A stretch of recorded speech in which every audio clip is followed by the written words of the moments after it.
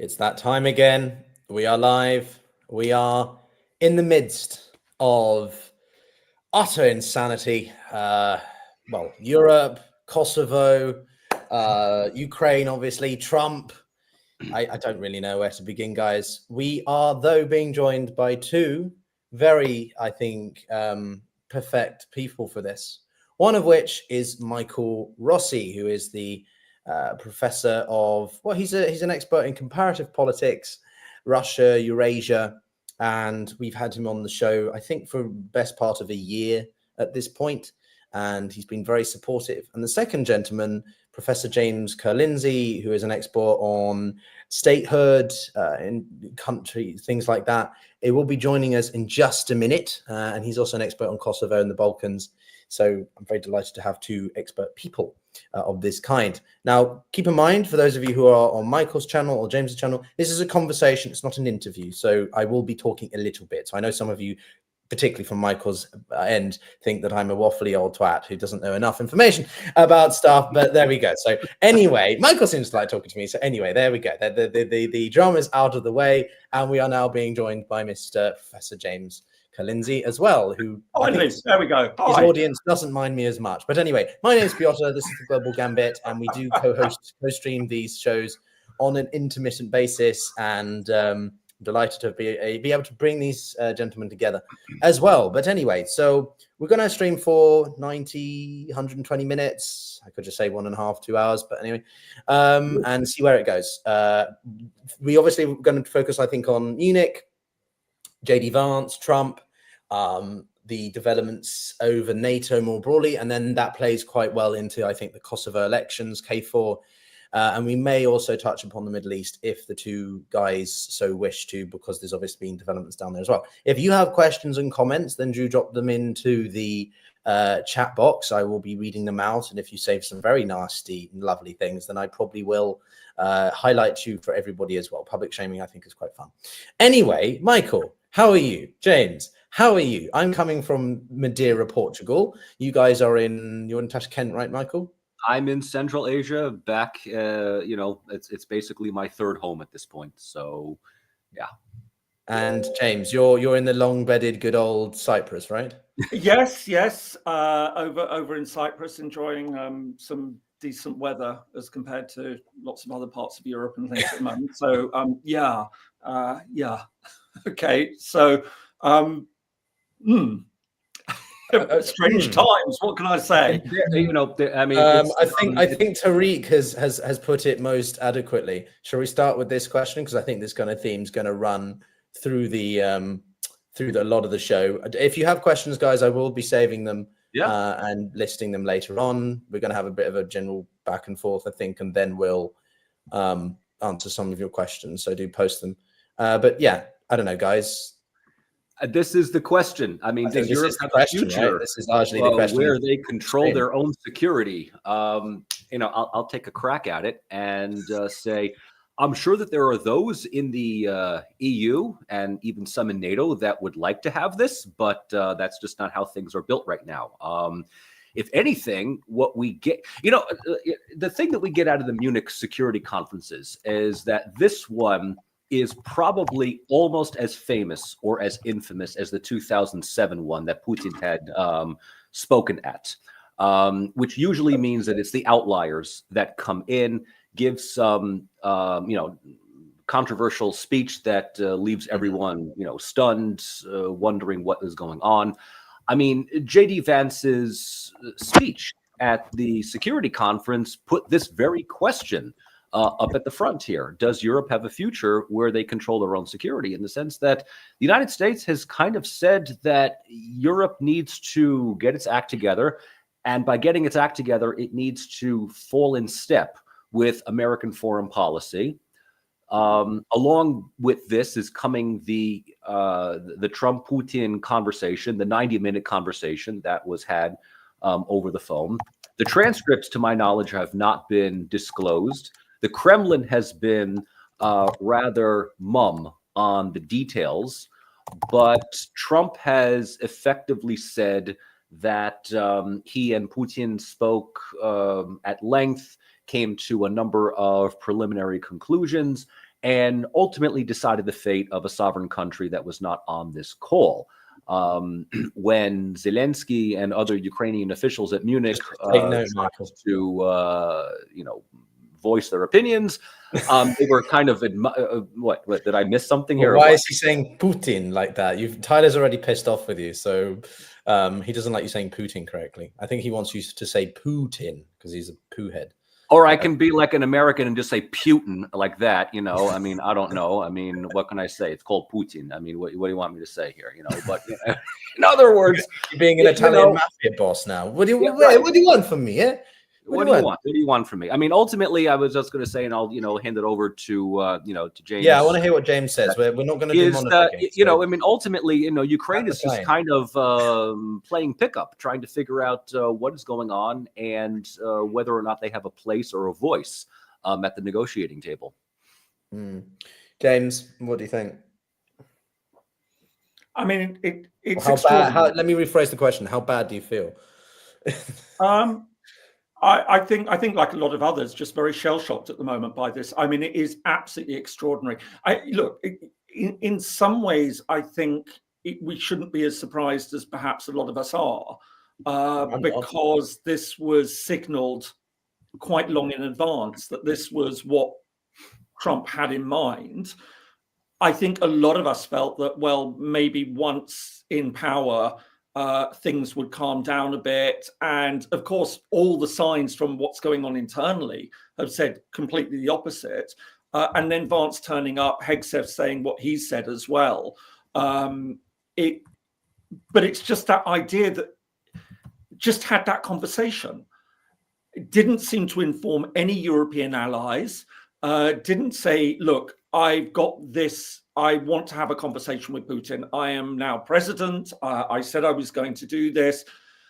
And so just went ahead and did it. And then the extraordinary thing, of course, was saying, and Trump and others signaling what had been effectively some of the core parameters that, as a lot of people have noted, should have been part of the negotiations. He conceded fundamental points even before going in. So it wasn't just bad that he picked up the phone and said, Vladimir, let's have a conversation. And by the way, the idea of doing reciprocal visits, this is just, it is absolutely extraudinary. And so James, let me stop you there then. Let me interject then, because I want to show you your, shall we say, the resident multilateralist.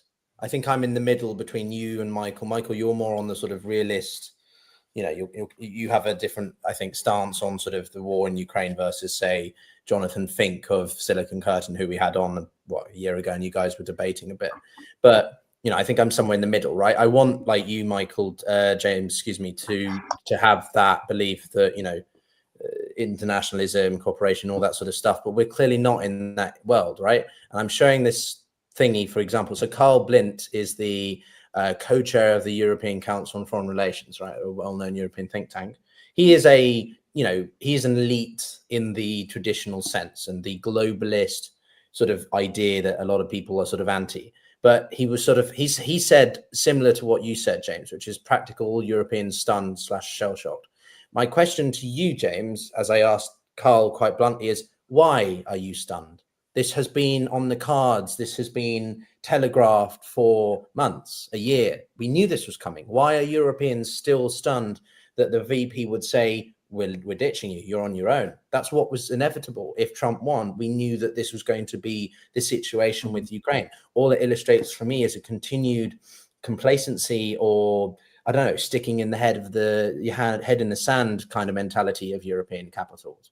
I don't know. No, I think to clarify, I'm not stunned that this has happened. I'm stunned at what seems to have been proposed. I see. Okay, fair enough. And I am stunned at the absolute fundamental lack of awareness. And one would only hope in some ways it's lack of awareness rather than sort of malice aforethought. Lack of awareness by Trump or who? Or by Trump and those around him as to what exactly they have just done. But it's Trump. Why are you surprised? Why is that? This is him. This is how he operates. But I mean, this isn't just Trump just saying art of the deal and everything. And I want to, the idea that Russia will walk out of this with any sort of recognized sovereignty over Ukraine is the thing that will finally kill the post-1945 international order. That's not hyperbole. That's not exaggeration. That is absolutely what it is. We have an international system. And I always say, and I know that some people will humph and, hups. But the reality is that by and large, with a couple of notable exceptions, I'll put in the caveat, since 1945, we have an international system that is built. It's written in the UN Charter, respect for the territorial integrity of other states. Now, this is the moment that all the Serbian heads explode and everything like that, but let's park that. For all sorts of reasons. He does this every time, guys. He always takes. Yeah, but you've got to, because otherwise it's just but it's all right. So let's park Kosovo and Serbia. I acknowledge that is an issue, but by and large, this is held up, and it is held up remarkably well, and it's provided a lot of international peace and security. The fact that states cannot unilaterally just change the borders by invading the territory of neighboring states has been a linchpin of international peace and security, not just European peace and security, international peace and security. It actually, and I always make this point, the place where this has been most successful has been Africa, where you've got 70 odd countries, lines on maps drawn by colonial powers. Those lines on maps drawn by colonial powers have been remarkably resilient. There have been very, very few territorial wars in Africa because that principle has held up, and it's held up in a lot of other places as well. And what Trump is just basically saying is that that principle is now open to debate. And it's obviously not just what he's been doing in terms of talking with Putin about, some sort of territorial agreement for Ukraine. But it's the whole fact of what he's been saying about Greenland. It's what he's saying about Canada. It's what he's been saying about Panama. All of this is extremely dangerous. And people would say, but it's just Trump bluster and everything like that. Okay, maybe he isn't planning to invade Panama. Maybe he isn't planning to invade Greenland, but he is absolutely normalizing the idea that you can lay claim to the territory of other states. And this is then the next step forward that comes on from it. Well, it's saying to Russia, we will accept that you now control parts of Ukraine, and Ukraine, Europe, just suck it up, because it's a return to use of hard power. It's a return to might is right. I made a video on this very topic actually for people who want to view it, but it was about the fact that you could argue a neo-imperialism is somewhat here, as Thucydides said. The strong do what they want and the weak suffer what they must, or whatever the exact quote is, right? But we're in this world now where the big powers, if you want to call them that, for different reasons, are just carving up the world as they see fit, and the role of weaker states basically are kicked around by the bigger powers. And Ukraine is one, Kosovo is another. I think your point on Africa, James, is really apt, because obviously we've got this situation in South Africa, the DRC, and the civil war down there is getting really bad. And the one thing that I note is that whenever I talk to African colleagues or engage in African spaces and conversations, Africans are very set. They may not agree with everything the West does, but they're very set on this post-45 order, whereby they respect and uphold the existing borders that they now have, even if it's across racial, ethnic lines, because they realize that they're very much pushing this order. And it's fascinating because, that was it. The AU elections are being held, right? The African Union. Yes, I think it's so indicative of how the countries that helped create the system are abandoning it, whilst the ones that came out and benefited from it or were emerged because of it are now the ones who are the biggest advocates and upholders on it. How much of an irony we seem to be. Michael, you haven't said anything, so I'm sure you have some points.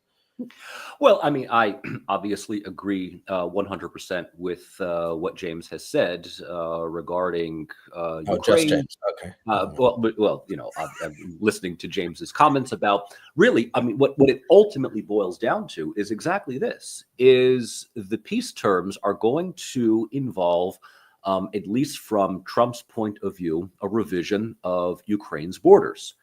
And yes, obviously, we can say that the so-called sanctity of borders has not been completely honored since 1945, right? This is the time for everybody who is either on Team Serbia or Team Kosovo to, to interject.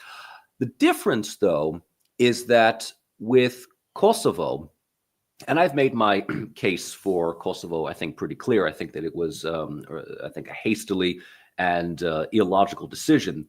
But we're not talking about a territory that goes from one country to another country, like from Serbia to Albania, but creating a new entity all on its own with very, very clear parameters on multi-ethnic consociationalism.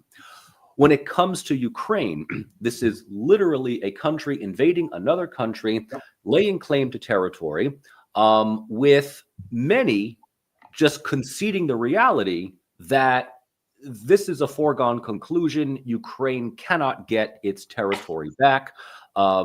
Forget about even Crimea.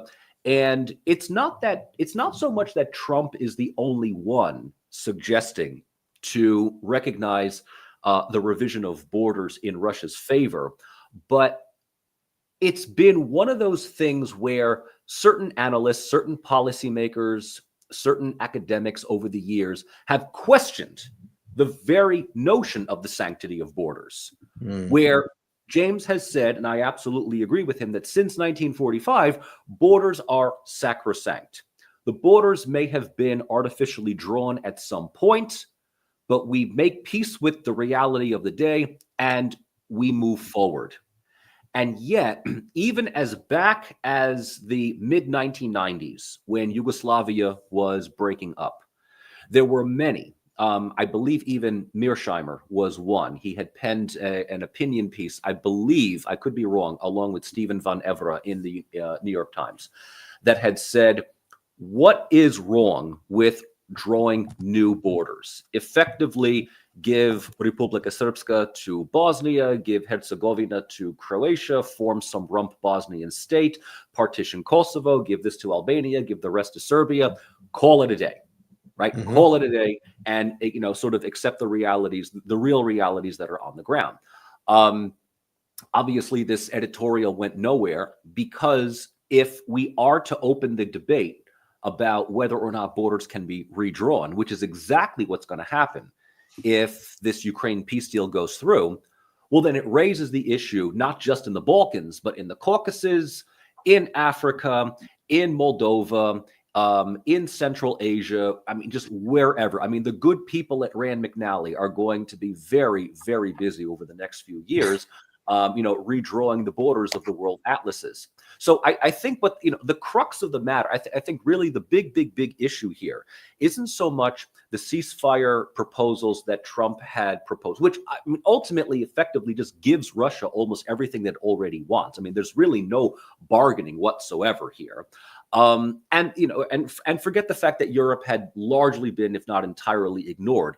The big issue is very much, will there be a redrawing of borders? And in this case, it's more than just simply Kosovo, which is a partially recognized entity, anyway. If Kosovo got into the United Nations, that would be one thing, but Kosovo is a parastate, as we've talked already before.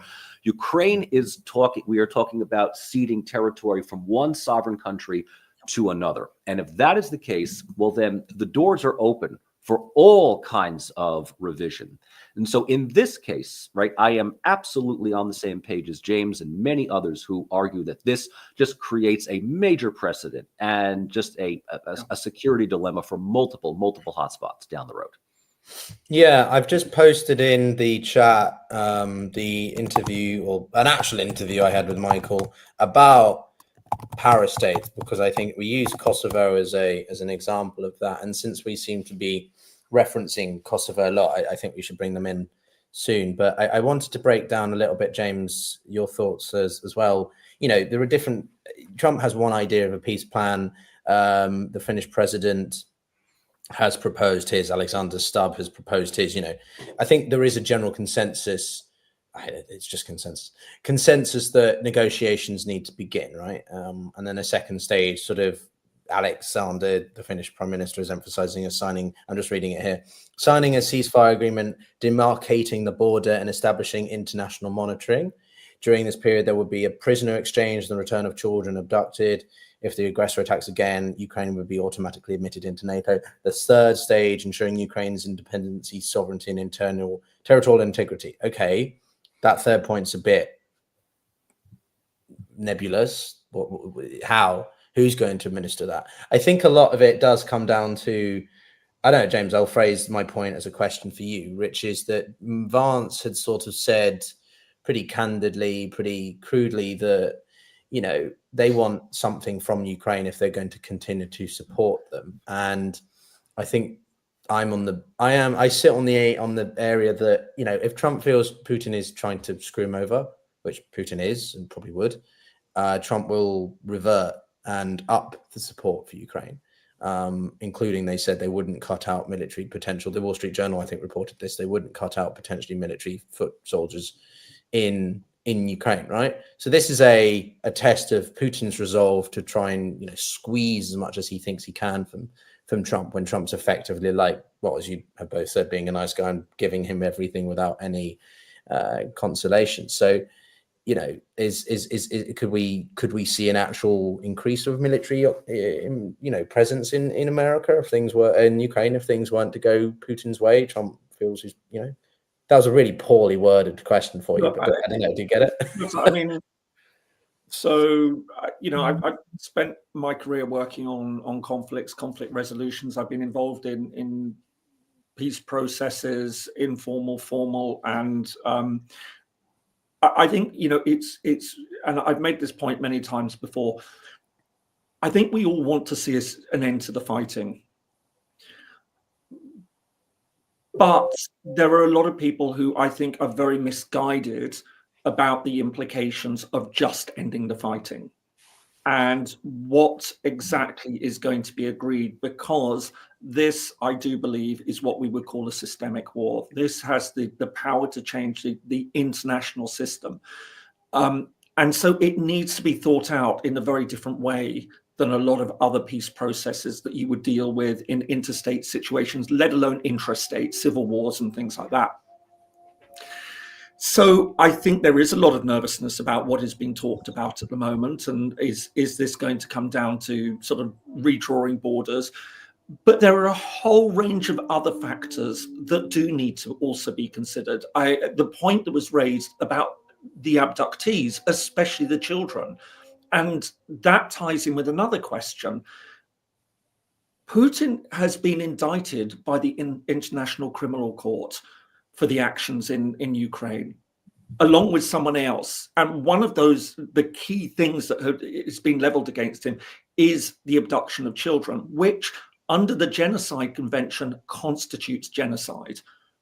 No, it's as simple as that. He is facing charges of genocide because of what he's done in Ukraine.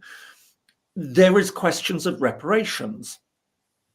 Who's going to pay for the enormous damage that's been done?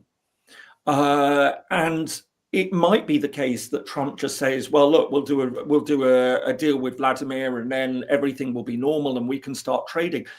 Europe is going to have to think really long and hard about what this means, because, you know, I was thinking about this a lot today. One of the great failings, I think, of the West in many ways in recent years, and we've seen this in Ukraine, is it hasn't brought along the rest of the world with it. So there've been a lot of countries which have been quite happy to trade with Russia, despite all the sanctions that have been put on it. India is the one that really comes to mind, but of course China has been fundamental in all of this. What happens then if the United States says, well, we're now happy to deal with Russia? Does Europe end up being the last party that's holding out on that and the implications of that, that is enormous. That will do very real damage in Europe, and there will be a lot of people who will be saying, well, maybe we should. So it really does pose an existential question for how Europe is going to deal with a number of real issues. You know, again, the United States has made it clear that it's not interested in the International Criminal Court. The fact that Trump was willing to welcome Netanyahu, who has also been indicted by the ICC, was very indicative of that.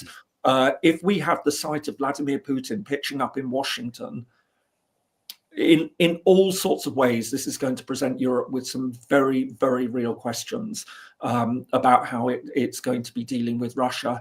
And I now, in that light, there is a lot of people who are saying that what we have seen this past few days with Vance's statements at the Munich Security Conference is probably the most significant moment in international relations, certainly for the West, since 1991, and some have said since potentially 1945. And I absolutely believe that, because we could see a fundamental parting of the ways now between the United States and Europe on a whole range of core security questions. And so I think that the fact that now we see, and I know we'll probably move on to this, that Macron has called this meeting of European leaders to discuss what next to do in Ukraine.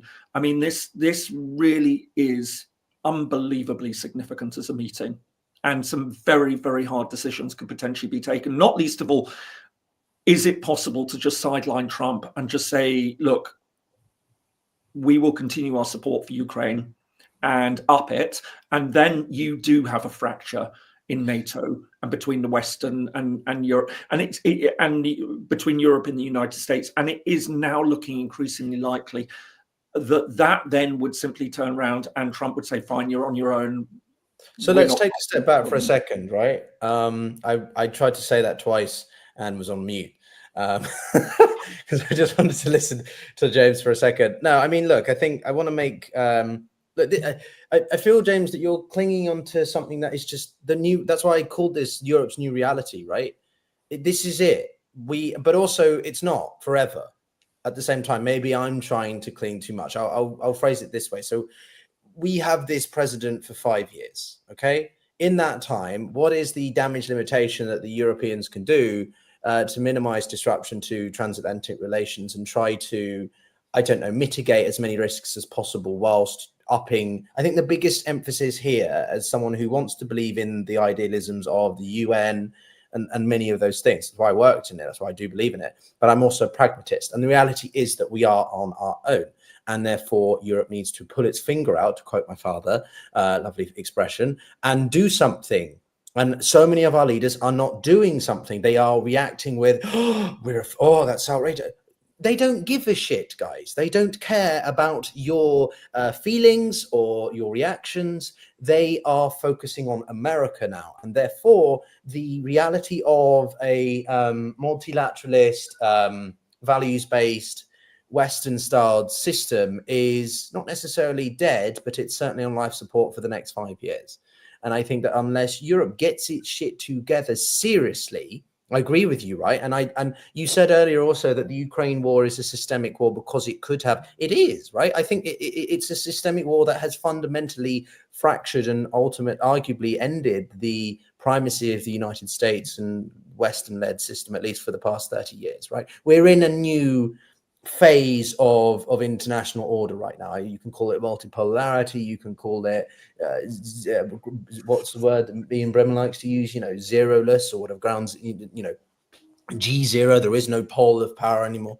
I think we're firmly in it now. Trump's only accelerating that through his own destructive policies, but at the same time, I guess Europe, we have to play with the hand we've been dealt, if that makes sense. And I, as I said, I want us to believe that the European Union, democracy, rule of law, all these things will be sustained, but they are going to be severely undermined. And therefore, this is the opportunity for Europe to be that, I'm sounding a bit idealistic now, but be that bastion of everything that we like to think of Europe and the US being right. The US is not doing it anymore. It's engaging in power politics with the Chinese and the Russians, carving up territory, threatening smaller states, doing what they want to seek their own, access to resources, land, and whatever. So Europe, therefore, has to be pragmatic, but it can also still be like, if you want a place where we're going to respect all the things that have been since the Second World War, this is the place for you, sort of thing. So I'm sounding a bit preachy, but I don't know. I agree with you 100%. I don't want things to change, but that's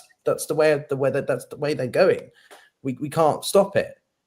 Yeah, I want to right? pass over to Michael, but I just want to say again, I think there's several things to unpack here. What I was saying is trying to explain why, certainly to my mind, this is an inflection point. Why it is quite as serious as it is, because some would say, well, it doesn't necessarily have to break with the United States, but I was just outlining exactly why it potentially does. The other alternative, of course, is Europe just turns around and says, we can't afford to have a break with the United States. We'll just go along with what Trump has decided. Well, that's what's British. And that would be, disastrous. And I think there would be a lot of countries in Europe which would feel very, very nervous about doing that. I mean, I was listening to something this morning saying the Baltic states, Poland have been very careful in how they've been treating Trump and his statements. But let's not be in any doubt, they're appalled and horrified by what he's been proposing. And I think there would be real problems if it was a question of, do we just fall into line with this and give Putin exactly what he wants? So that's, again, I mean, it's not that I'm speaking from a position of idealism. Yes, I do believe in transatlanticism. So do I. I just think we have to be realistic with the state of it for the next 5 years, is what I'm saying, right? We have a choice in Europe. We can either completely get outraged with Trump, distance ourselves, which ultimately will not be that useful, or we have to bite the bullet, deal with him in a way that benefits us but also doesn't alienate him too much, be it through trade, commerce, whatever, transactionalism, whilst trying to chip away at him and be like, don't forget though, democracy has benefited you, Trump. You have to, I don't know, because the option is, if we don't, then rule of law and everything you're saying really is on dead. If we try to be a little bit more tactful and strategic in the way that we go about it, I think that we could replenish it after Trump's gone, depending upon the state of the United States. If Vance doesn't suddenly try to become president and running in 2028 or 9 or whenever, right? Perish the thought. So sorry, I know I keep interjecting. No, I know you've got a chance to say. Sorry. Because I'm passionate, because I'm going to be like growing up into all this shit. Well, I'll be in a state-led leader. I'm tempted to run for office because I look at this shit and I want to do something to save the UK, to try and. That's why I respect Macron, because at least he's friggin' making the statements that need to be said and the shit that everyone of any sense is thinking. That Europe, what the fuck are we doing? Excuse me, but like, yeah. Anyway, sorry, Michael. I'll shut up. Well, again, this is my point where I'm like, liberalism is nice. Liberalism abides by the laws. Liberalism stops when the light turns yellow instead of going fast. But the reality is that the minute that you decide to follow the rules of the road when everyone else doesn't is when you get rear-ended, when you get tailgated, and when you get run off the road. We're talking about Europe trying to follow laws that no one really seems to be interested in following. And, a basic, life lesson that I impart on most of my students is that reality is dictated by the most insane person in the room. And Trump has entered the room. And his foreign policy beyond Ukraine, beyond Europe. I mean, everything with, buying Greenland, making Canada the 51st state, turning Gaza into Mar-a-Lago 2.0. I mean, it almost seems like he is trying to throw whatever, at the wall and seeing what sticks, or just, making his opponents completely flabbergasted with, is he serious or does he mean this? And seeing what ends up happening. His proposal for Ukraine is just that. It's a proposal. There is no guarantee that this is going to be the agenda for peace talks. And so, before we even think about what Europe wants or what it, because as far as Trump's concerned, I mean, look, let's be perfectly honest here. Trump doesn't care what Europe thinks. And that is a reflection of the State Department, the Pentagon. Europe is supposed to just simply fall in line. All right, let's be honest here. Yeah. In the last couple of years, the European Union has become the financial appendage of NATO, and NATO has become the military extension of the United States. Full stop. And if you find that to be problematic, well, too bad. I mean, that's just, I'm sorry. Okay, you might be an idealist from Latvia. Okay, but I hate to break it. I hate to break it to the Baltics, who were so happy last week that they just decided to systemically cut themselves off from the from the Russian energy grid. Grid. I hate to break it to the Baltics. Nobody cares. Nobody cares. All right, have fun with it. Okay, have at it. I mean, look, all power to you. I'm not pro or anti. I'm just like, you want to go. My point is this: Europe is basically talking about the codes of conduct in an arena now where it's all no holds barred. So, whether Europe needs to get its act together or whether Europe will develop a united voice, I don't think Europe will develop a united voice. I know that their leaders right now, Scholz has effectively said that he's even thinking of declaring emergency, no, not emergency powers, but what is it? A national, something like that, something in effect where, Germany needs to redouble its efforts in sending economic aid to Ukraine. Macron may very well say that he's going to pick up the slack where Trump leaves off. This is all fine and good, depending upon whether the European electorate wants to support this. Mm. And at the end of the day, the electorate in France, in Germany, and elsewhere are beginning to ask, why is Ukraine more important than the issues and the problems that we have at home? And this is being exacerbated by people like Orban, like Fico, when he is not dealing with his own internal problems in his own country, Vucic as well. This is one of those issues by saying Ukraine is not our fight. It never should have been our fight. And if the EU officials continue to push for continued support for Ukraine at the expense of our own economy, it's going to continue to give more credence to the national populist parties like AfD, National Front, among others, that are basically banking on the current establishment to shoot themselves in the foot.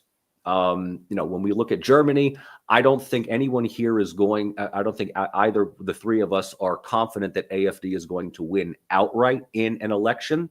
They will get enough votes that will necessitate, in my opinion, a CDU, SPD, heaven help us, a Green Party coalition, which will cobble together enough votes to keep AfD out. But it's going to be a very unpopular government in Germany, especially if they continue to push the agenda that, alles für Ukraine in that regard. And that is going to feed into skepticism. If nothing else, Trump is, and I'm not supporting this in any way, but Trump is effectively saying, look, Ukraine's it's a losing gambit, right? It's a losing investment. We tried, it didn't work, cut your losses, make a deal with Putin, do whatever business needs to be done. Let's get back on track here. Sanctions don't help. Embargoes don't help. And if Europe, you don't want to get involved in this, you can be a passive observer, because that I think is exactly what is happening here. The only thing, and I'll say this before I throw it back into the general discussion here, the one thing that I believe Trump's proposals may sabotage the entire thing is, if you remember from the Munich conference, it was already voiced that Trump has interest in acquiring at least 51% of Ukraine's mineral and raw materials. So how do we rebuild the country? Trump style. We basically turn it into a business venture, a timeshare, in which case Ukraine will turn over much of its natural resources to American economic interests, right? They said Ukraine will enter America's economic sphere. If I were a Ukrainian and I'm the only American in this three-part conversation, I would be very, very wary about that, because it is not a partnership. It is absolutely asymmetrical interdependence in which Ukraine is effectively a ward of U.S. Economic interests. And so Zelensky, knowing this, right, sees this proposal that was effectively put in front of him, like any normal, rational leader of any state would do, hesitated and will most likely not sign on this. So the only thing that I could see that might give Ukraine some kind of breathing room is that his hesitancy to sign on to Trump's idea for a ceasefire in Ukraine gives the EU an advantage. It gives them an opening to act as an alternative arbiter. But in order for that to work, the EU as a united organization must, and I cannot underscore this enough, must offer a plausible alternative ceasefire agreement that counters anything that Trump offers and ultimately gets Trump to either walk away and say it's your business to deal with, or gets him to, in some way, shape, or form, compromise. So, yeah, let's be specific then, because I want to position this in some concrete proposals or options here. I've always been not opposed to eventual Ukrainian membership of NATO, but I've always been opposed to speed tracking it, fast tracking it, because it's not ready. The country is huge. Corruption is a problem. It's gotten better. The economy is, well, prior to the war, it was improving, but it's not on the same level. And therefore the ability for, the capacity for interoperability is limited. It's the same. It's not just Ukraine, it's Moldova, it's any Eastern European or less developed state that would somehow then have to be working on a similar level to Western Europe. But it's the same with the European Union. Do you mean NATO or the European Union there, Piotr? Say again? Did you mean NATO or the European Union? Well, both, actually. Ukraine is not ready for either. NATO's a much lower bar. Really? The European Union, I completely agree. European Union, there are very, very sound reasons for not taking in countries before they're ready, because Europe is so all-encompassing across all sorts of laws. It's about sort of making sure that investments will be safe. It's about making sure that products, foodstuffs, all of that is safe for consumers. So European Union, I've always argued there should be no fast track process. NATO's a bit of a different beast. Explain to me how you think Ukraine could be integrated into NATO in an effective way without compromising more European security and defense. Well, listen, the integration of countries into NATO is about military interoperability, essentially, and making sure there are some other issues. So, for example, when Montenegro joined, there were real concerns about leaking into Russian intelligence services. That was the main thing. But let's not forget that many countries which are a long way off from EU membership were readily taken into NATO. You have Albania in there, you have North Macedonia.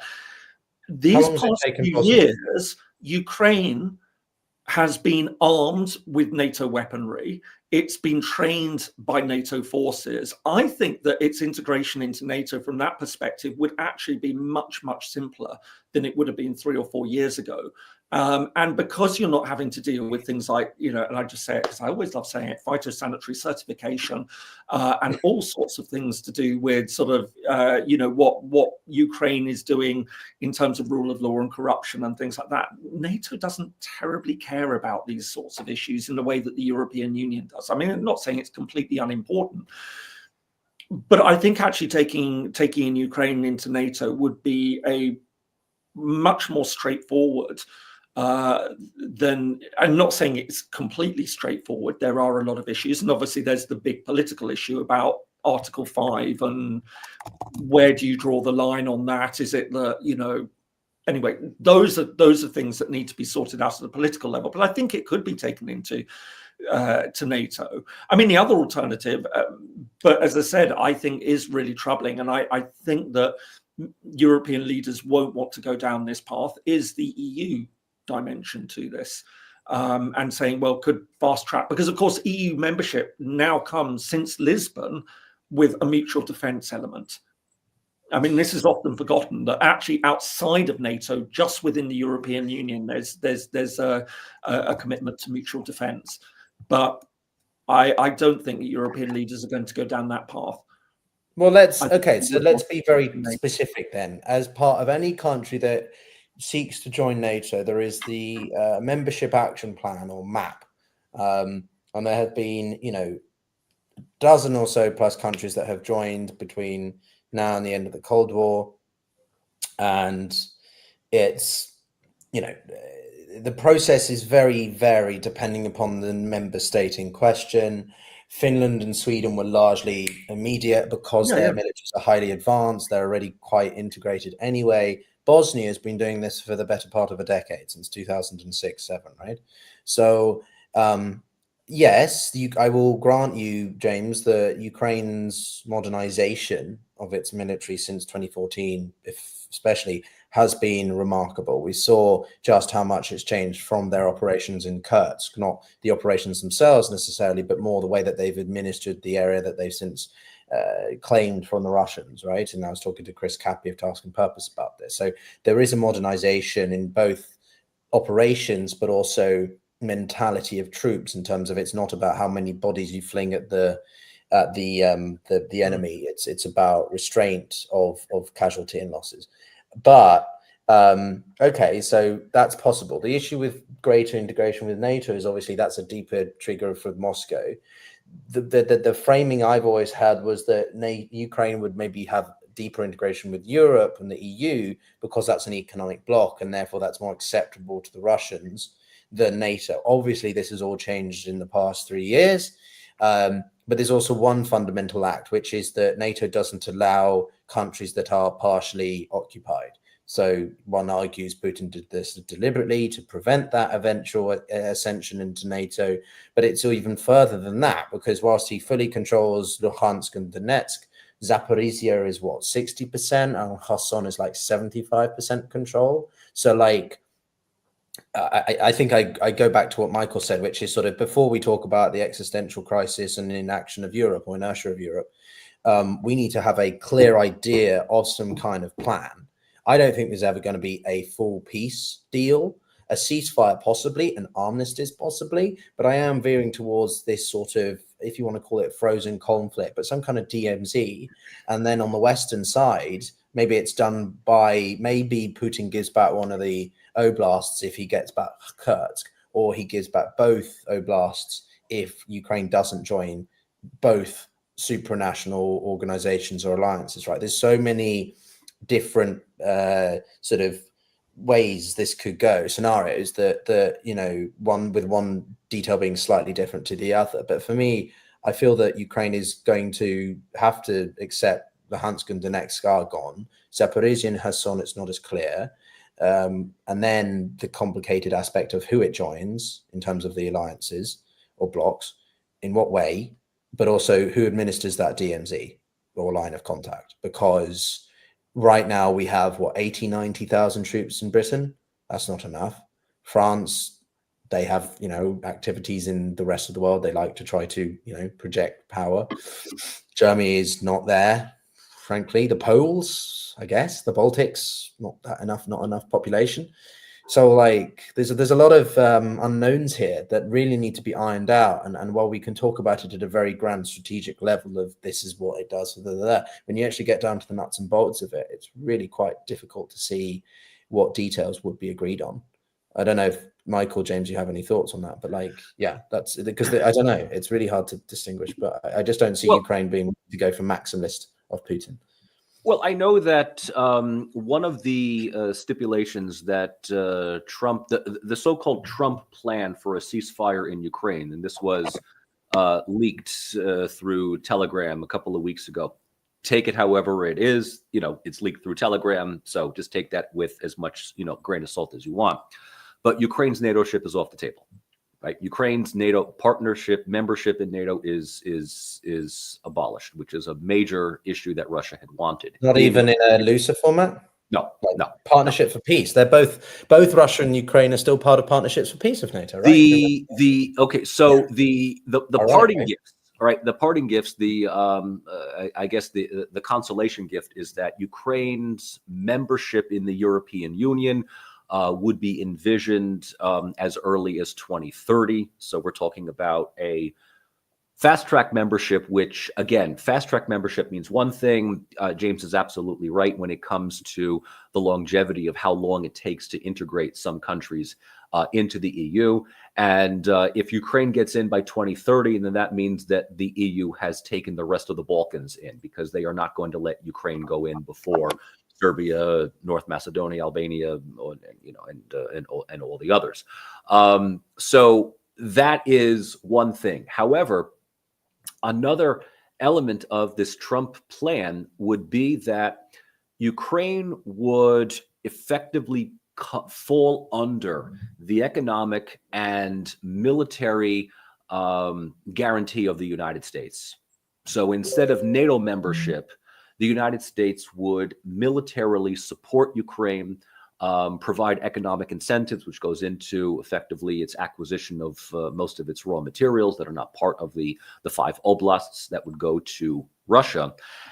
It doesn't seem like a deal that any Ukrainian official would want to sign on unless they realize that this is the best deal that they're ever going to get, or run the risk of being a frozen conflict.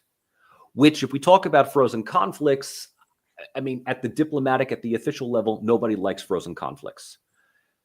In reality, behind the scenes, frozen conflicts are convenient because it delays coming to some kind of final agreement. It runs the clock out, and it gives either side the opportunity to wait until a more fortuitous future. Kosovo was a frozen conflict. Eastern Ukraine from 2014 to 2021 was a frozen conflict. Many of these disputed territories are frozen conflicts, right, in which sides are just simply waiting for better fortune, a better opportunity, a better leg up at the negotiating table. If Ukraine if Kiev is able to get some kind of ceasefire in which, and this is part of the Trump plan also, Ukraine is not required to recognize the loss of its eastern territories to Russia, right? They are under no obligation, just like Serbia is under really no obligation to recognize Kosovo. Georgia is under no obligation to recognize Abkhazia, South Ossetia. It sort of settles things where they are at the military fault lines and leaves things for some kind of down the road plebiscite in the next 10 to 20 years, which in diplomatic way is saying, I abrogate myself of any additional responsibility. I have achieved step 1 in conflict resolution, and that is stopping the fighting, stopping the killing. And that's enough. If we can get all sides to stop the actual violence, that's enough, at least for now. And then we deal, conflict management may at some point become conflict resolution, but that's not for, a down the road scenario. James, do you want to go? Because I spoke. Yeah, well, I mean, I think we do have these models of these frozen conflicts. They're not great, but countries can live with them. Obviously we have Transnistria in the case of Moldova. We have South Ossetia and Abkhazia in the case of Georgia. So it could very well be that, as Michael says, I mean, you can get to a situation where Ukraine wouldn't be, or anyone else for that matter, formally required to recognize the loss of these territories. Yeah, I mean, it could be used to stop the fighting, but then you are still left with a whole range of other issues. Do you reward Russia with reopening trade and lifting sanctions for simply having a ceasefire? And I think that there will be a lot of distaste at that idea. That effectively you are rewarding Russia. I mean, Google and Apple will not change the map to indicate that this is Russian territory. I mean, there's formulations they can do. They can just draw a line on the map and have it sort of semi-dotted to show that it's not, a formal state border, but some sort of boundary or whatever. So, those are ways that you can actually say, and I think Europe would continue to take that position. But there are a lot, as I say, a lot of other decisions that will have to be made. And I think the Ukrainians will be worried that longer term that will just get watered down, that pragmatism will creep in. I mean, Russia's never really paid a particularly heavy price for South Ossetia, Abkhazia, Transnistria, and this is part of the complaint, that maybe because it didn't face a particularly significant pushback on those issues, that it felt emboldened to do what it did in Ukraine. So I think there will have to be a lot of questions asked, and it's a far more complex process and a far more complex agreement than I think many people might realize, because there will be all these other elements that will have to go with it. And Russia might well just say, well, look, we want X, Y, and Z. We do want a lifting of sanctions in these areas. But then you're removing leverage that Europeans could be placing on a future Russian regime in order to resolve this territorial dispute and potentially return the territory back to Ukraine, albeit with maybe some sort of high degree of autonomy, or maybe even a federal system. These are all things that would have to be discussed later on. But I think there will be a sort of sense that if you draw a line now and say, right, okay, this is a ceasefire, it's not going to be recognized. There are a whole bunch of other things that will have to be really, really thought about, on what do you lift and how and when. Well, this is a cheery Sunday afternoon, everybody. I don't really have much more to say. I think that the reality is quite well. Okay, I'll put it this way. I think that the main caveat to all of the people who are saying that Trump is meeting Putin in Saudi Arabia and the time has come for a deal and Europe is out, Ukraine is out in terms of inclusion in the talks. Well, okay, guys, yeah, that's all terrible. Very, very astute of you, but the talks are beginning. That's not confirmation of anything. So that's my point, which is people are pro-Trumpers, pro-Putinists, or just people who are anti-Ukraine and grifters on the internet are making all these provocative emphases of how useless the West is, how Russia has won, all this. But they are missing the point, or the longer-term view, that this is not a guarantee of anything at all. If the talks collapse, which is still a very big possibility, yes, of course, Trump respects Putin, or he doesn't want to have Ukraine as a headache because he wants to focus on China, or whatever some other arguments could be. It's still not a guarantee. These are two very unpredictable guys with huge egos. And if Trump doesn't feel satisfied with what Putin is offering him, or that he thinks Putin is not offering him anything at all, he will back out. And we could be back to square one, where US comes even more, riding on the tank with the eagle flying behind, sunset, sunglasses, big cigar, kind of ChatGPT image being created, right, of Trump coming to support Ukraine even more. I don't particularly think the scenario is likely, but it is still one that could happen because this is Putin. And yeah, that's why I'm not holding out on anything yet until we see some kind of actual written piece of paper, some deliverables actually through saying, right, I had a really good talk with Putin. It was the best talk ever. We loved each other. I'm trying to, moonlight as Trump. Until I see something like that, I'm going to remain somewhat reserved in making too many sort of predictions, because I just don't think it's over yet, if that makes sense. Michael, I don't know, James, maybe. I would say, again, this 90-minute conversation is held under lock and key. At this point, I would pay good money to get the transcript of that conversation. I would pay serious good money, because all we're getting from this conversation on Trump's side, right, is exactly as you said. We had a great talk. It was wonderful.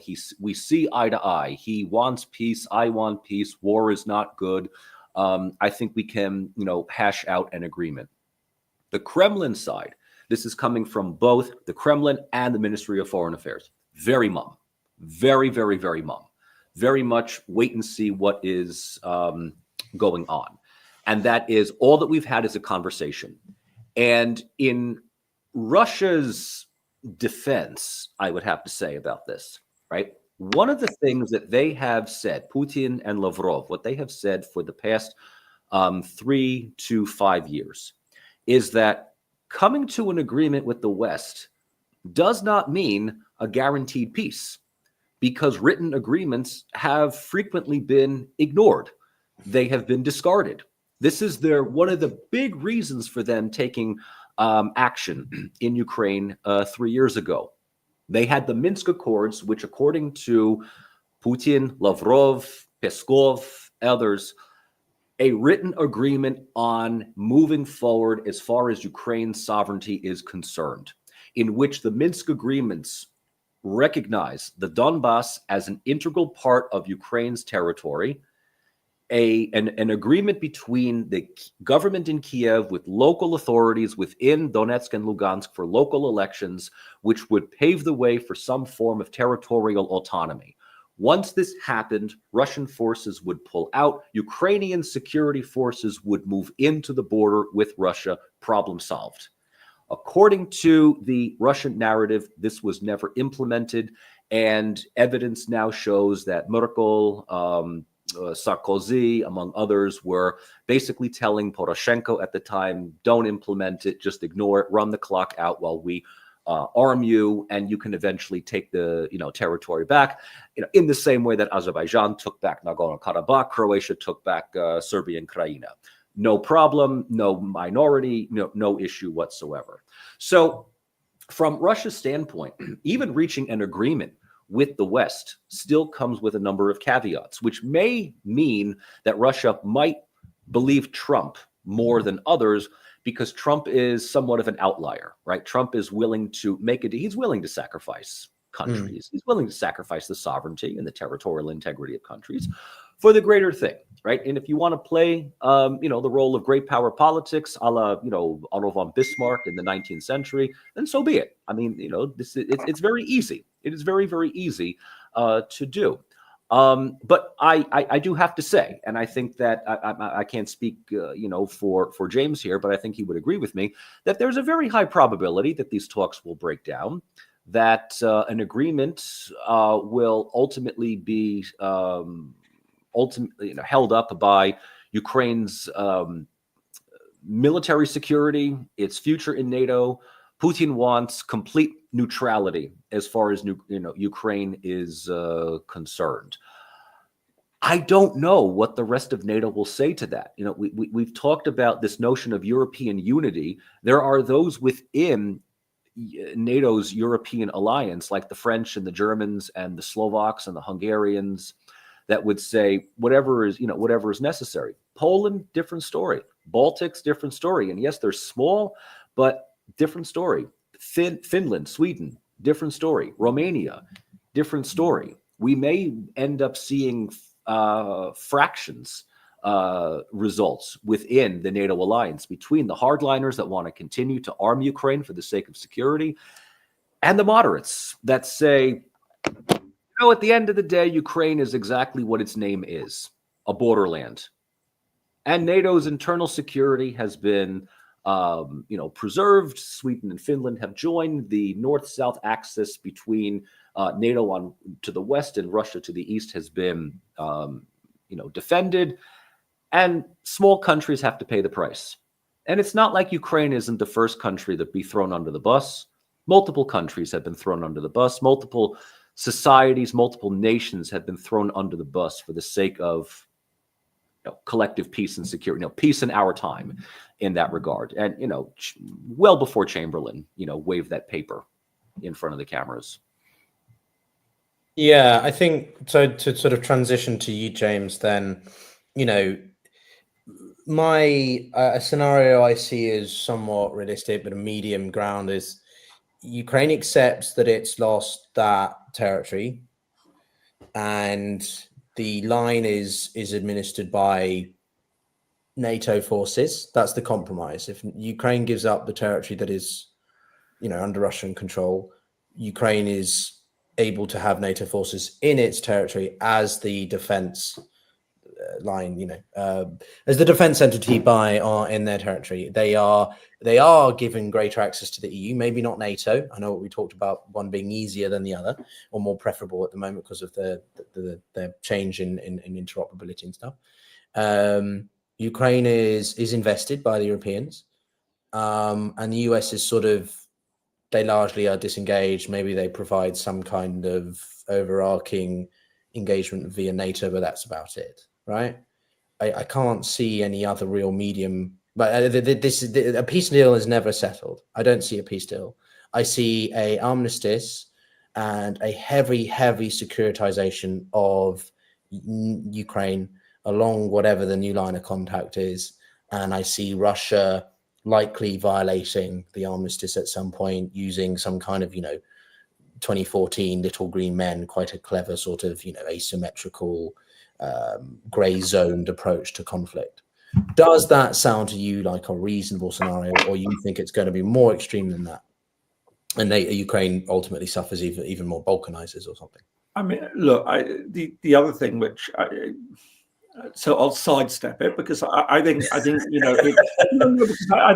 at this stage, we're focusing maybe a little bit too much on outcome and rather less than we should on process. Because I think the real worry that I would have is that this could very, very quickly escalate into a negotiation between the United States and Europe, rather than a negotiation between the United States and Russia. I think, and I'd say Trump is lazy, very, very lazy, intellectually lazy and lazy. He wants to just, that's just the reality. No, it's true. It's true.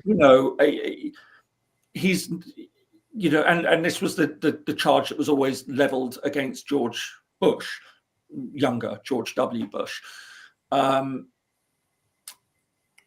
Bush looks like an intellectual now. Well, precisely.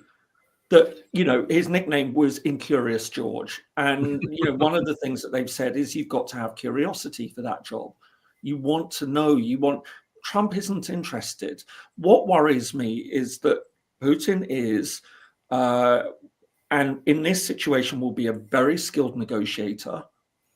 He'll have very clear ideas. We don't know what was said in the conversation between Putin and Trump in their 90-minute chat. Did Trump make commitments then that Putin will come back and say, oh, but you promised me this, in a way that Trump doesn't actually really understand what he was proposing when he had that conversation. He just spitballed stuff, as the Americans would say. And then Trump feels that somehow, in order to just get the deal and open up the opportunities, and if Putin is saying, and I know you want those access to those rare earth minerals, Ukraine's got a lot of it. We've got a lot more. And if you want to get us out of the orbit of China, well, these are the sorts of things. I think that then, is it the case that Trump would say, rather than have this dispute with the Russians, who I think, and a lot have pointed out, he respects that type of leadership, he would then go to the Europeans and say, this is what I want to do. You're either on board or you're not. And if you're not on board, then we're just going to pull out of NATO, or we're going to pull US troops out. And then I think you get into very, very difficult and dangerous territory. So I know that we can focus on what is going to be the outcome of a peace deal. I think that is far less important and significant at this stage than what this process is going to be, and how that could degenerate very, very quickly into quite a nasty spat between the United States and Europe, rather than between the United States and Russia. Well, so you're seeing it as a potential pessimistic play out, right? Because no, I don't think I'm being pessimistic. I think I'm just being realistic. I think Trump. Okay, whatever. Pragmatic. Yeah, what I mean is deal here, and in his mind, it's simple. But are you sure? The way that France has presented it, Ukraine doesn't join NATO and Ukraine just has to give up territory. So that's nice and simple. The Europeans will be the ones who are coming along and making a whole range of other points about the deeper significance of that. And I think Trump, as I say, intellectually lazy, is not going to want to engage with those debates. When he's presented with the option of an easy solution or a seemingly easy solution by Vladimir Putin, or a more complex solution by allies that he doesn't particularly like or trust. But okay, where so does this debate go? Yeah, no, okay, so there's so many factors here, and I know some people have already said it's difficult for us to talk on behalf of Ukraine and sort of look. We're playing, this is what scenario frameworking is, right? It's not a nice thing, but that's what I'm saying. Let's get back from trying to play out the end goal in this. There's a much, much, much more significant element in all of this. And as somebody, again, who's been involved in peace processes, process is absolutely vital to laying it out and trying to work out what the various parties want and strategizing about how they will approach a negotiation process, what their goals are going to be, and trying to work out how that. So even before you get into trying to, game out what the final outcome is going to be, as I say, to my mind, the immediate risk at the moment is, and I think we've seen it already this past week, but actually coming to pass, that what happens if the Europeans have this meeting and say, this is what our policy is going to be, and then that's presented to Trump, and Trump is then told by Putin, well, look, these Europeans are overcomplicating it. Why don't you and I do this? And we'll do it that way. And then Trump says to the Europeans, you're not giving me what I want. And if you can't get behind what I want, then we're just going to have to go our separate ways. No, that's a good point. I didn't think of that bit where Trump sort of sees the Europeans as being a nuisance or making it more complicated than it needs to be. And he's like, let's just do this bilaterally. Let's carve up Ukraine and leave Europe to handle the post-conflict fallout. What about the alternative, James, though? And Michael, you're welcome to thought. But what about if Trump feels that Putin is being too difficult, and so he comes to the Europeans instead, and he says, look, if you guys finance it, we'll provide military stuff, which obviously feeds back into the US industry and it benefits us still, and we have some kind of trade deal with the Ukrainians for natural resources. What about a scenario there? Is that possible, or you think that Trump doesn't care enough and he wants to get something through Putin even if he feels he's being cheated? Which I do think. I feel that that's a factor, though. I'm going to go on James's premise that Trump is lazy, in the sense. No. I mean, Trump likes to come to agreements as soon as possible. So if he seems like he's getting some from Russia, the last thing he's going to do is go to Europe to complicate things even further. If he's getting some complications from Russia, it is all about a weekend summit, him and Putin sitting down, hashing it out. I mean, there will be all kinds. This is going to be great power politics. This is going to be Yalta. This will be Potsdam. We're not going to bring the Europeans into this because Europeans are going to complicate things even further. So I could be wrong, but I don't see Trump pivoting towards Europe by saying, help me out here, because he has already done much to alienate his vision of American foreign policy from that of the European Union. We have to go back to the original premise here. J.D. Vance goes to Munich and basically tells Europe, you guys are somehow doing things wrong. You're screwing up democracy. You're screwing up freedom of speech. You're allowing wokeism to effectively destroy your history, your heritage, and your culture. Why can't you be more like Viktor Orban? That does not play well into the hands of the European political elite. So the only way that I could see Trump working with Europe is if this peace agreement for Ukraine ends up getting dragged out throughout the rest of this year, 2025. And if elections within local European states turn out to pivot towards right-wing national populist movements, like in Germany or in France or in elsewhere, he may find more agreeable allies. I don't see an AfD victory in Germany. It's just they don't have the numbers for that. But what we have seen, at least in Germany, is the CDU under Merz beginning to start mimicking some of the rhetoric of AfD. And he has gotten enormous blowback. But what this ultimately does is it just destroys credibility for CDU while AfD just continues to ride this out. Same thing goes with France. I keep saying it's not a matter of if, when Marine Le Pen finally, breaks through, because a lot of these other centrist neoliberal governments, they hold out against the right-wing populists, but they're not popular by themselves. And so best case scenario is that the European political elite holds their own, but becomes just simply ignored. I mean, Trump is just that type of person to just simply say, okay, whatever. You know what? Screw you. I can't wait for you to do these things. I'll hash out a deal with Russia. I'll give Ukraine an offer that it can't refuse, and call it a day and say, I was the one that ended it. Because look, this is not the first time that the United States has looked to Europe and said, do something, and Europe has done nothing. We have the same thing in the early 90s with Yugoslavia. And even when we run to the end of the 90s, even past that with the whole issue of Kosovo, the whole notion of Kosovo's independence was not really brought up until George W. Bush basically talked about it. Europe never said anything about making Kosovo an independent state. It was George W. Bush that basically kind of looked at it and said, when you look at all of it, it just makes a lot of sense.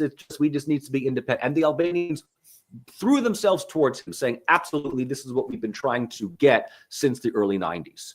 Europe can't backtrack on that. So it's not the first time that the United States has thrown a wrench in the cog to say, look, guys, shit or get off the pot. And otherwise, we're going to make a decision for you. So, Trump is just much more blunt. Okay.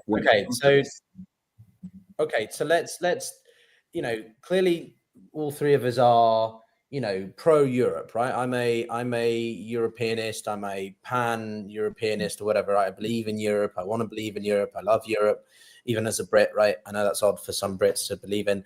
Don't support Brexit, but that doesn't make me a globalist. Oh, that's another thing we need to talk about is labels, how much they're irrelevant anymore, right? You and I talk about this a lot, James, I think, in previous conversations. But anyway, I want to talk about actual steps forward then. I want to hear from, and maybe we can bring in a bit more of Kosovo, but James, what should Europe be doing then? Who should be taking the lead? Germany's got an election. Michael's outlined what each country, at least some of the more major players, are doing that are sort of screwing it up, right? Or putting their own foot forward. And I know people are like, you like Macron? Well, I like that Macron's trying to do something. He's making statements. He's not just like, oh, we should have done it. Now he's being like, okay, well, this is what we're in. Where do we go from here? That's why I sort of have time for Macron. I don't agree with everything. He has, been problematic domestically. But anyway, what James, do you think would be policy or steps forward for the Europeans to make to begin maximizing their situation or minimizing the damage? Again, look, you've got the immediate question. So you've had this conversation. Something seems to have been outlined in Trump's mind. So the immediate thing is, right, okay, trying to fathom what exactly that is. How do you counter it? And again, remembering that Putin desperately wants to open the Russian economy. How much does Trump see it in those terms? Now he's very good at identifying. No, he's not very good at identifying. He's very good at in his own mind. Intellectually dumb, right? He's intellectually lazy. Don't forget, right? Identifying what he thinks are pressure points, but he can get played. So, I mean, the wonderful example that people were giving all about, what happened with Canada and Mexico is the idea that Trump delayed for a month because Mexico and Canada had promised to do stuff that they'd already committed to. And I know that a lot of people thought they were terribly clever for doing that.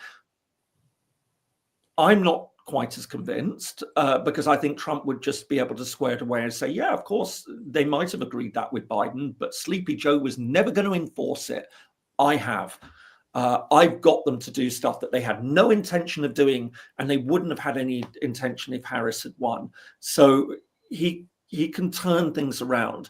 But again, you're dealing with a very different thing in the minds of how Putin will approach this. So the first thing at this stage is to be thinking what the Europeans are thinking. What is it that Putin will be dangling in front of Trump? So you're the great peacemaker. Apparently, Trump has never got over the fact that Obama was given a Nobel Peace Prize. And so this is something, I mean, these things drive people. You know, he wants the accolade. He wants to be able to say, you know, look what I've done. I think, you know, Russia has enormous resources that he will be told that will be made readily available if the war comes to an end, almost to the point that, you know, Putin will be presenting it, not that Russia is under sanctions, but Russia is voluntarily not choosing to sell it to the Americans. But all that suddenly becomes available if there is a peace deal there, and think of all the things you can cut your reliance on various other countries and things, and will be.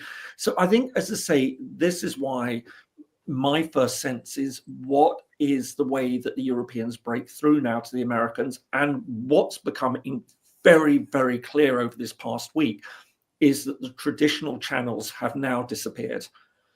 The ways that you would do that have gone. I think, you know, Pyotry, you made a really interesting point about, well, you know, the United States being able to benefit militarily from. I don't think that thinking is terribly prevalent now. I think if there's one thing that we've learned over the past month is this massive cost cutting that has been going and getting rid of USAID. And one of the things which has really astounded me is the number of Trump supporters who just think this is brilliant because, you know, it's cutting down, with almost no awareness of just how much damage this is going to do to US businesses, to US organizations. That and people would be shouting, but USAID is corrupt. Yes, but not in the way that you think it is. It's corrupt because of what's called tied aid. That essentially means that when you provide aid as a developed country to a less developed country, as you say, we will give you this money to develop your agriculture sector, but you're going to have to bring in consultants from our country. You're going to have to buy the equipment from our country. So a hell of a lot of that money flows back. So many outsiders would say that is corruption.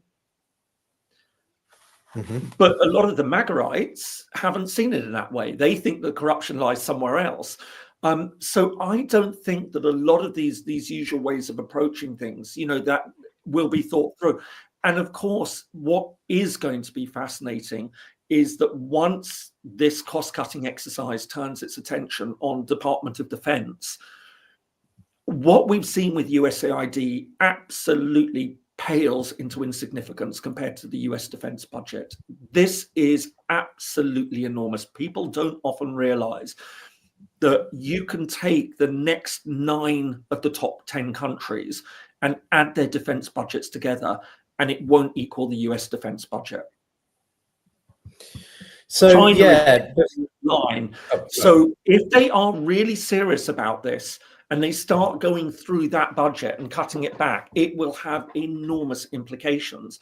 But it might just be that what we are staring at, again, is this idea that you're dealing with Trump, who wants to be the big figure, but at the same time, I know this sounds really contradictory, very isolationist as well, and focus on North America, doesn't want to be spending money where money doesn't need it to be spent. That is all tax cuts for, you know, people like Elon Musk and others around. And we're dealing with such a different United States at the moment that I think trying to work out what exactly US goals are, what the channels into the administration are, that so many have now been broken. We knew what we were dealing with the Democrats. That has all now disappeared.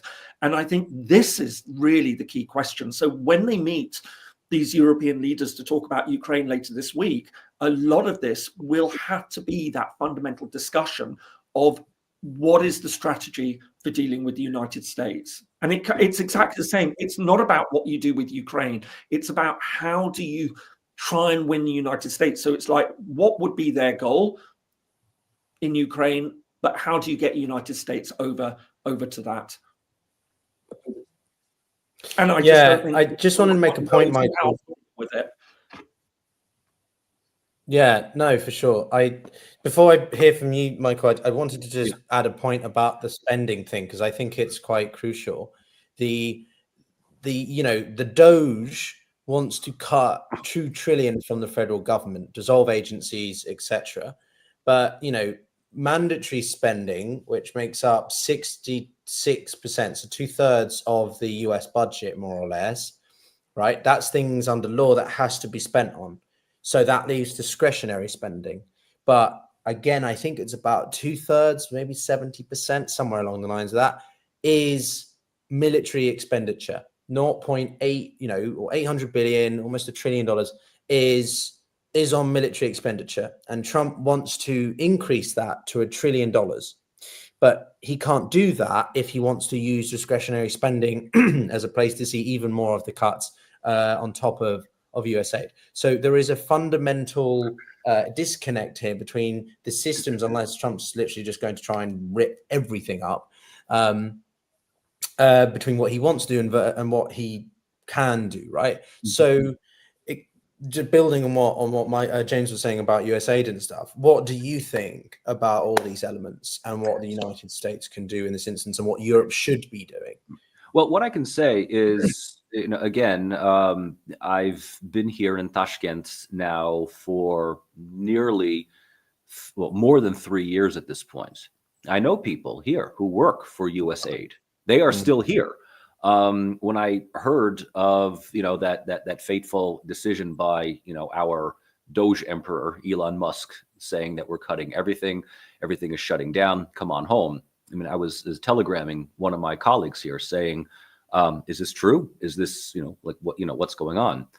And the response is, they're on a wait and see. They're on a wait and see basis. They still have their spending for current projects, but there's been a federal judge that has issued an injunction that freezes this effective dismantling of US aid.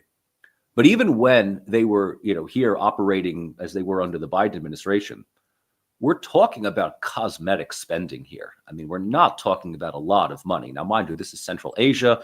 This is Uzbekistan. US aid looks to other areas around the world. But to think that we are somehow going to balance our budget by getting rid of organizations that most Americans had no idea even existed 3 weeks ago, but have been turned into this, horrible, entity that just sucks money out of the taxpayers' budget for all kinds of, crazy woke projects. I mean, it's fiction, right? It's just absolute fiction here. What Putin sees in all of this, and I want to, sort of go on to this, is that, if the three of us agree that Trump is lazy, I will at least say that Putin's a lot of things. Lazy, he is not. Putin is, I have to say this, the man is incredibly smart. He's a genius when it comes to this. When he was asked last year who he would support for election, Biden or Trump, he immediately said Biden. And after Biden had been pushed out for Kamala, Trump even said, well, Kamala is just more qualified than Biden is. And that's basically a way of Putin saying, we're more than happy to work with, the amateurs, the predictable ones. Trump's unpredictable. But in reading Trump, I think Putin realizes that Trump is impulsive. He wants a quick win.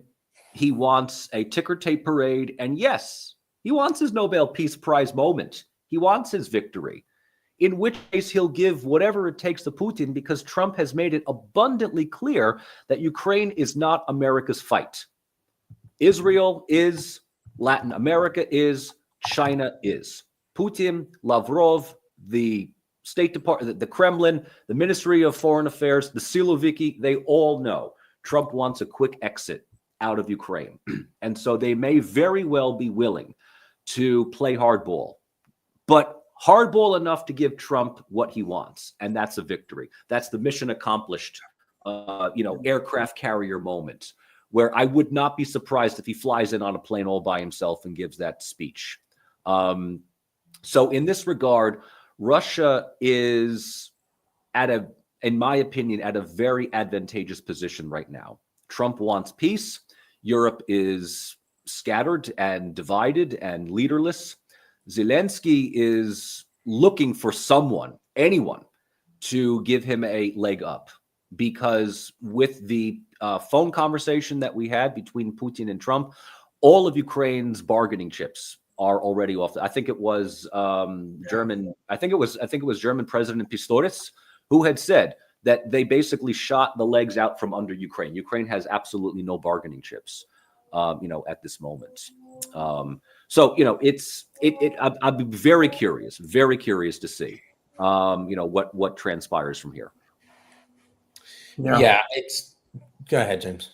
No, I was just again, I completely agree. I think, and that's why I just keep coming back to this point. I think, the fundamental question that European leaders will now be thinking is that Trump has been made what looks like a very easy and good offer by Putin, and how do they deal with trying to convey the complexity of that to somebody who doesn't want to be confronted with complexity, is not interested in complexity. This is just the Europeans being difficult. And there will be a lot of people around him who will agree this is the Europeans being difficult. Of course, they don't want to deal. They're not the ones who are having to pay for this war, really. It's American, it's American taxpayer money. And I think it's sort of really, I think you just popped up a comment had made about the guy in the glasses just wants to spend taxpayer money. He did see the whole thing. Yeah, I did see it. No, but it was a mistake. Yeah. No, but it's really interesting. So, for anyone who doesn't know my channel, I'm going to just give it a quick, I look at international relations and I try and, and I've been looking at a number of things that Trump's been doing. I just don't do it in the way that, Trump said this, I immediately respond to that, but actually try and hang it on big issues in international relations. So, for example, talking about with the Panama Canal, talking about Greenland. I did one on trade and what happened with Mexico and Canada and things. The most recent one I did was on USAID. And after all the other videos that I'd done on Trump and foreign policy, that was the one that I got by far the most abuse, because it was full of people just saying, it's corrupt, it had to be closed down. No understanding whatsoever. And I think, the point that was made, a lot of this was from people who you could guarantee 3 weeks ago had no idea what USAID was, had never heard of it. I'm still trying. It's one of those great moments that there's one body of people who hate it, who call it a socialist outfit, and then there's another body of people who hate it, who just say it was a CIA front. And it's just like, please, guys, debate this between yourselves and let me know when you come up with an answer, which one is it? Because I don't think anyone's ever. Somebody tried to square it by saying, but the CIA just looks out for US interests, trying to suggest that the US interest is obviously socialism. So you didn't get the memo. Don't threaten me with a good time. Like a Marxist, James. Bizarre. That's why he's getting on with, that's why he gets on with. Yeah, but the thing is, these people who are saying you just spend, without any realization that US power and influence in the world was built on this spending. It costs money to be a world superpower. That's the reality in all of this. You can't cut back on your military and expect to be a superpower still. You can't cut back on your soft power expenditure through things like USAID, especially as so much of it was being flicked back to US organizations who are going to suffer on all of this. So it's a really, really bizarre debate. And the reason I bring this up is because this is the milieu that a lot of this is playing out in the United States. That it doesn't make sense to us, looked at from a European perspective anyway. But it seems to make sense to them. And these are the people that Trump and the people around him want to appeal to. And so we have to be thinking about, exactly what is it, what plays out. I mean, as was pointed out, the J.D. Vance speech was partly for Europe, but it was more for Americans to say, look, we've gone shown those Europeans what we're all about, and we're not a pushover, we're not suckers, and they're cutting down free speech. And we all know that that is a fundamental US value. I mean, as somebody pointed out, no mention, of course, that, when saying that China and Russia aren't the big threats to Europe, but the threat to free speech is the biggest threat to Europe. Well, what about free speech in Russia? If that's such a big issue for them, why weren't they calling out Russia on their lack of free speech? And rather than, you cease to. But this is the complication that we're now dealing with. And, it's when I teach on conflict, I make this point time and time again. Listen, when you're trying to deal with these situations, you can't look at it through the lens of your own rationality. Oops, have we lost Piotr? Did we lose Piotr? Oh. Well, I mean, no, I'm here. I'm just plugging. We can talk. So all I was going to say is you can't look at it through the lens. And Michael, you know this. You can't look at it through the lens of your own rationality. You have to look at it through the lens of the other person's rationality. Of course, what makes sense for them? But I mean, and I also want to add to this is that, if J.D. Vance creates this narrative, which is you're right, it's for American audience, it's for the Fox News audience that is going to be dissecting this speech word for word. It's for the Eurosceptic national populist audience in Europe that either, the Orbans, the Fizos, the AFDs. But at the end of the day, you cannot bring someone like Kaja Kallas or Ursula von Leyen to this conversation. It's not going to work. That's the whole thing. Is that I go back to what I was saying before. The reality is dictated by the most insane person in the room. And insanity is now defined by how Vance, Trump, Musk, and others see the world. And we can say all we want that this is, America has gone off course. It has disconnected from Europe. But that's the reality at this point. The United States is effectively telling Europe, this is where we are. Either join us or we'll give you the transcript of the peace deal with Russia that you were not invited to. And that's kind of, unfortunately, where we are at this moment. Well, this is I don't really know. I like it when you guys just go back and forth. I think it's quite interesting. It's very challenging. I think, I don't know, I feel almost overwhelmed really with where to feel we go from here, right? I mean, I would say that from my limited knowledge, given my experience compared to you two, my sentiment is that we have to sort of, there's a difference between what you want to happen and what is likely to happen. And I think for a long time, there's been a lot of people who've really wanted, a specific outcome for Ukraine, but also with an awareness that the likelihood that that is possible is quite hard, just because of the willingness of the sustainability of the Western support, the ever looming, return of Trump or broader populism. I think we've forgotten some of these broader themes that underline a lot of the wars, right? The rise in popularism,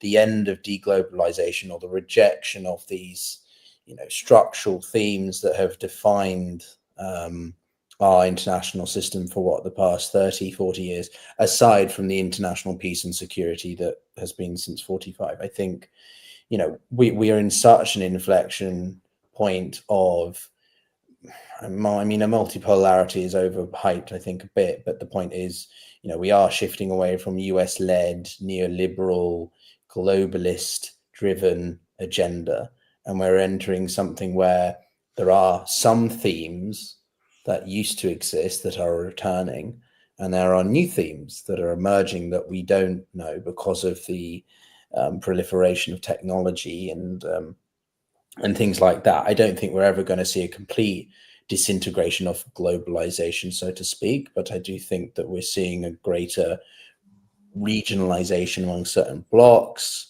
The one thing that I think a lot of us have been shocked about is that one of the blocks that existed, we would have Pole 1, West, NATO, US, Europe, Bloc 2, Russia, China, and then non-aligned Bloc 3, India, or strategically autonomous. But what's happening now clearly is this divide of transatlanticism is fracturing that even more. And I think that that's the biggest concern. At the end of the day, I want Ukraine to be completely sovereign, but I'm also aware of the fact that it is very hard to see that reality being kept. And ultimately, I'm thinking about the longer term factors of do I think that there's going to be an imminent invasion of Europe by Russia? Not so, like not in a kinetic sense, but is there already a continued influence and destabilization through asymmetrical means? Yes, that's been happening increasingly since 2014. So that, coupled with a disengagement by the United States, means that Europe, I'm very fearful, and I want Europe to be prosperous. I want Europe to succeed. But this inertia that capitals seem to have, where I think we've gotten a little bit too fat catty, you know what I mean? We have spent so much money and emphasis on quality of life, which is good, but at the same time, we've completely neglected defense, security, baseline things that we should have not, because the threat of nefarious actors, whatever they were, nation state or not, are still there. And with all these broader systemic structural changes, whatever happening around us, Europe has to band together or we can't handle it, because we are a smaller continent with smaller things. It's we're back. Geopolitics is such, even I looked this up, right? This is sort of you guys can comment. I'm kind of just taking the conversation everywhere at this point. Geopolitics never used to be as popular word. The usage of this word has grown so much in the past 10 years because, the idea of geopolitics in a sort of more realpolitik-y sense was not as popular. Things were relatively established, law of order, rule of law, democracy, all the things we were touching on wasn't as there as much. Now we're returning where, war is much more likely, conflict is much more likely, instability, and therefore the role of geography in politics is so much more important again. I want to be hopeful, but I'm feeling pretty unfortunate about the future at the moment. Anyway, that was a positive contribution. Yeah. I don't know, Michael, James, do you have any thoughts? Maybe we should begin to wind down. I don't know. Yeah, I don't know. I would say that we should. I give my final thoughts for at least for this session is the biggest thing that two things that we need to pay attention to. Number one is that the sovereignty of a state is now in serious question. And it's more than just simply territorial border adjustment, but it is what the United States under Trump visualizes as a way of getting back all of its investments over the past 3 years with Ukraine, which means that the sovereignty of a state may very well be violated, not just territorially, but also infrastructurally.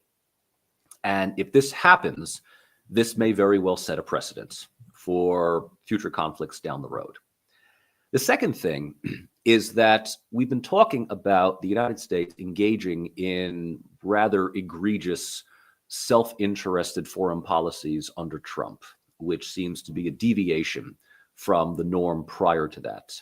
And while it hasn't been brought up, and I don't want to bring it up now, but the United States for the last year and a half has effectively green-lighted genocide in the Middle East under Biden.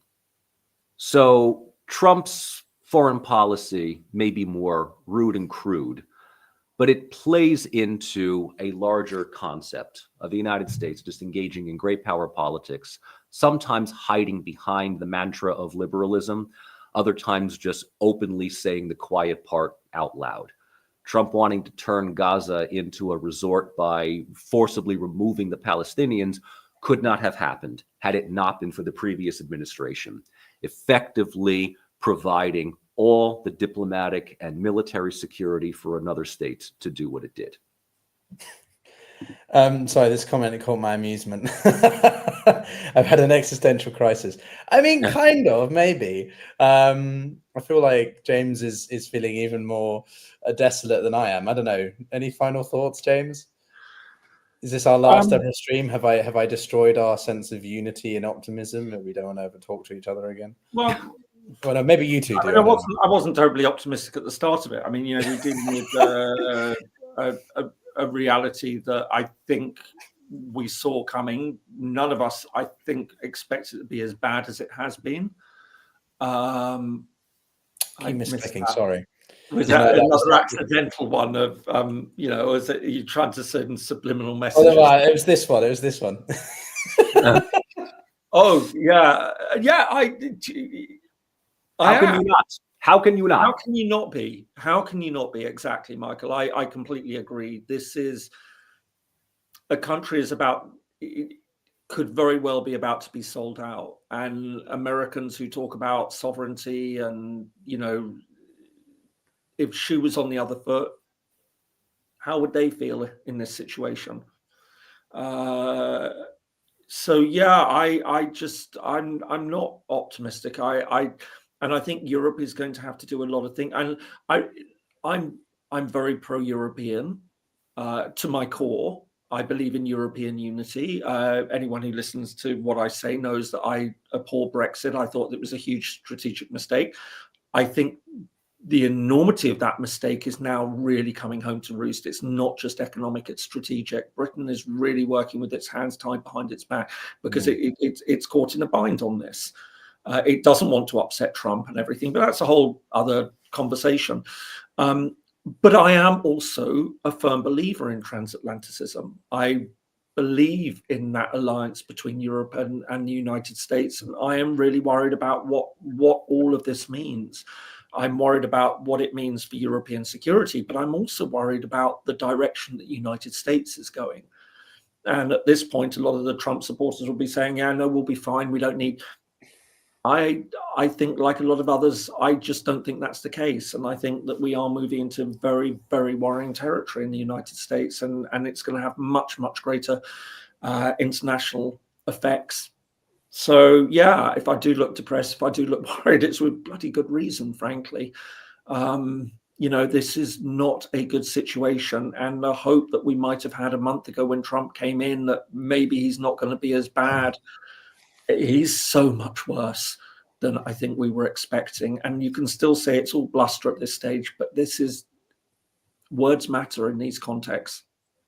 Yeah, I mean, look, audiences, I know I rambled at the end there a little bit, but I think it's partially because, and correct me if I'm wrong, but I think all of us are quite, not overwhelmed maybe is the best word, but I certainly feel exactly sure where I sit now. I feel politically homeless, ideologically a little bit homeless. I want to believe in a certain kind of system or whatever idea of how the world operates, but also with a acceptance and realization that that system may well be ending, has ended, or could still end if you know, there's lots of variations we've talked about with these sorts of things. So we're talking about, I think, quite abstract, nebulous concepts, which when we're in our day-to-day lives are not very relatable. Globalization is a big thing that is happening, and we try to apply sort of academic terminology and a sense of grounding to it. But yeah, when we're talking about the destruction or dissolution or fragmentation of a country, that's a very hard thing to consider. I, you know, want Ukraine to be a sovereign state in its existing borders, but as it currently stands, I find that extremely difficult to see continuing. And yeah, I mean, if my manner has changed over this stream, I think that's precisely why we do these streams, because we learn, well, I hope I provide something of value relative to the other two more experienced gentlemen. But, you know, we come away, I certainly come away with more thoughts than I did when I started. And I think that's why I love collaborating with these guys. So, you know, a bottom line, I would say that there is a lot of things that are going to happen, right? We're going to see some kind of communications begin between, I'm trying to summarize for the stream. We're going to see communications between Russia and the United States start. That is no guarantee of anything at all. And I think that's another point, which is that whilst I'm like you, James, quite saddened by the situation, I'm trying to maybe too British and retain some glimmer of hope that Trump reverts course and does support, you know, Europe and does engage still and doesn't follow through on all these things. But yeah, you know, so it depends on what products, if any, are established in the talks. How does Europe respond?